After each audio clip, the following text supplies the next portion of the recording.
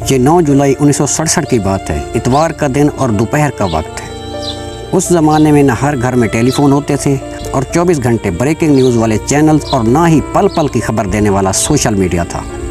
مگر دوپہر ڈھلتے ڈھلتے یہ خبر پورے پاکستان میں پھیل چکی تھی۔ محترمہ فاطمہ جناح انتقال کر گئی ہیں۔ انتقال سے ایک دن قبل محترمہ فاطمہ جناح حیدرآباد دکن کے سابق وزیر اعظم میر لائق علی کی صاحبزادی کی شادی میں شریک ہوئیں۔ قائد اعظم کے سابق پرائیویٹ سیکرٹری مطلوب الحسن سید نے محترمہ کے انتقال کے بعد بتایا، میر لائق علی کی صاحبزادی کی شادی کی دعوت میں ان کی ملاقات محترمہ فاطمہ جناح سے ہوئی۔ محترمہ نے انہیں بتایا کہ ان کا دل ڈوب رہا ہے اور وہ بہت جلد گھر واپس جانا چاہتی ہیں۔ 9 جولائی کی صبح خلاف معمول محترمہ نے چابیاں نہیں پھینکی اور ملازم سمجھا کہ اتوار کا دن ہے، اس لیے ممکن ہے محترمہ دیر تک آرام کریں۔ 10 بجے تک محترمہ بیدار نہیں ہوئی۔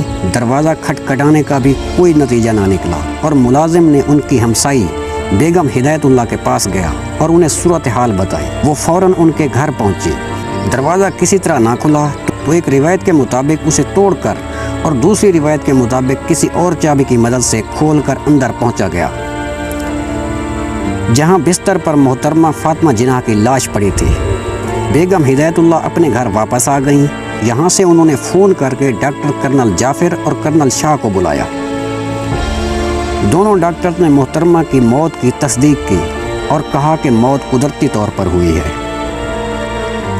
شاکر حسین شاکر نے اپنی کتاب مادر ملت محترمہ فاطمہ جناح میں لکھا، فاطمہ جناح کی وفات کے بعد نور الصبح نے لیڈی ہدایت اللہ کے حوالے سے بتایا، لیڈی ہدایت اللہ اور فاطمہ جناح کی بھانجی نے انہوں نے دیکھا کہ ڈریسنگ روم کا دروازہ کھلا ہوا تھا، وہ ہمیشہ بند کر کے سویا کرتی تھی۔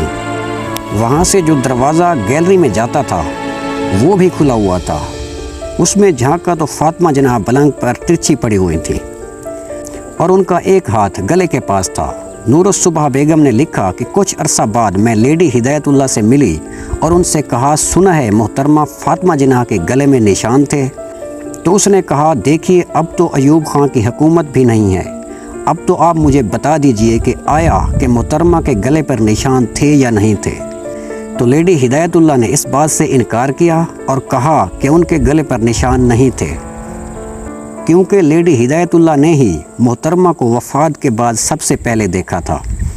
شاکر حسین شاکر کے مطابق مادر ملت کی موت کے متعلق 1971 کو کچھ انکشافات منظر عام پر آئے۔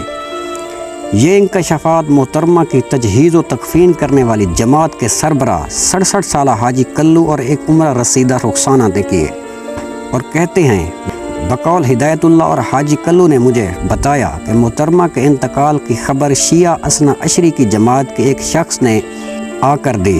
میں اس کے بعد جماعت کے دفتر گیا، جہاں مسلم چانڈیوں نے مجھے تجہیز و تکفین کی تیاری کی ہدایت کی۔